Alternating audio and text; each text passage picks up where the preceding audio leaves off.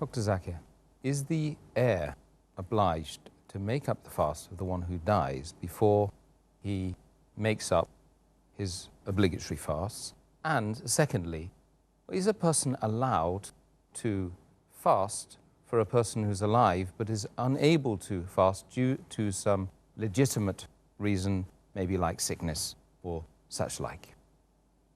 All the scholars agree that if a person is alive, for example, and if he does not offer salah, no one else can offer on his behalf. Similarly, if a person misses any fast for any valid reason, he may be sick, or for example, is continuously sick or is very old, so no one else can keep the fast on his behalf.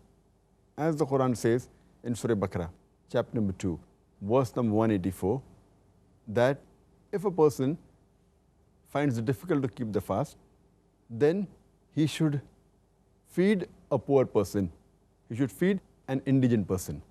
So here, if a person is alive and if he cannot keep for a valid reason like continuous sickness or old age, old man, old woman, then one person should be fed for every fast he or she misses. This is the ruling. As far as the first question is concerned, that if a person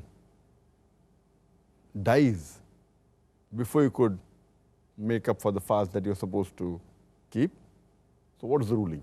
Should the heir, should they fast on his behalf once he dies? As far as this ruling is concerned, there are two groups of scholars and the two opinions for it. As far as the ruling is concerned for this case, there are two opinions. One group of scholars, they say that the heir or the guardian, they should keep the fast of a person who has died and who ought to have fasted.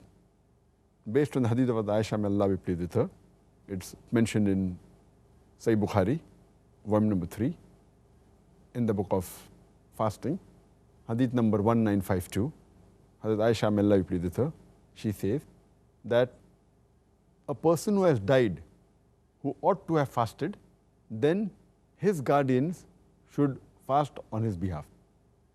So based on this hadith, the first group of scholars, they say that the guardian or the heir, they should make up for the fast when a person dies who ought to have fasted. But there's another group of scholars who say that that's not required, but a person should be fed on his behalf.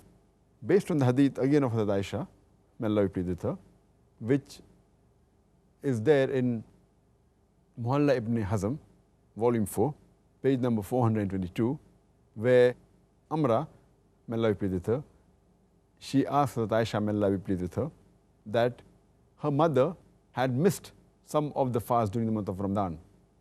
So she asked Hazrat Aisha, may Allah be pleased with her, that can she fast on behalf of her mother?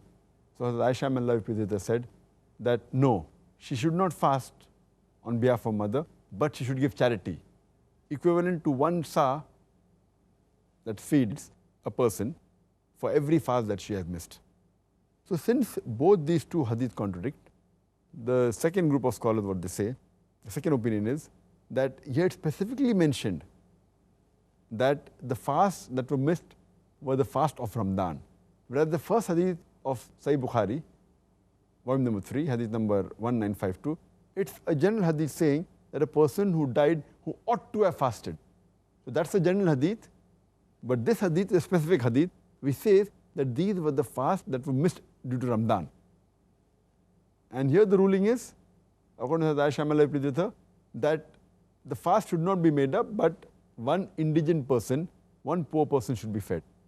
So since both the hadiths cannot contradict and both the hadiths are sahih, so the scholars, they say that if a person misses the fast of Ramadan, then the fasting need not be made up, but the right ruling is that one person should be fed who's poor. The other general hadith, they say, it indicates for a person who has vowed to fast. So if a person vows to Allah subhanahu wa ta'ala that he or she will fast if certain wish is fulfilled, at that time it's obligatory that the heir of the person who has died should make up the fast. And further a similar thing is mentioned by Ibn Abbas, may Allah be pleased with him. It's mentioned in Sunan Abu Dawud, volume number 2, in the book of fasting, hadith number 2395. Ibn Abbas, may Allah be pleased with him. He says that if a person dies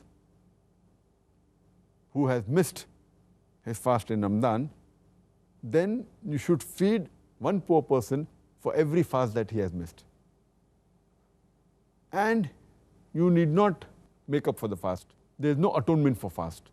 But if a person has vowed to fast,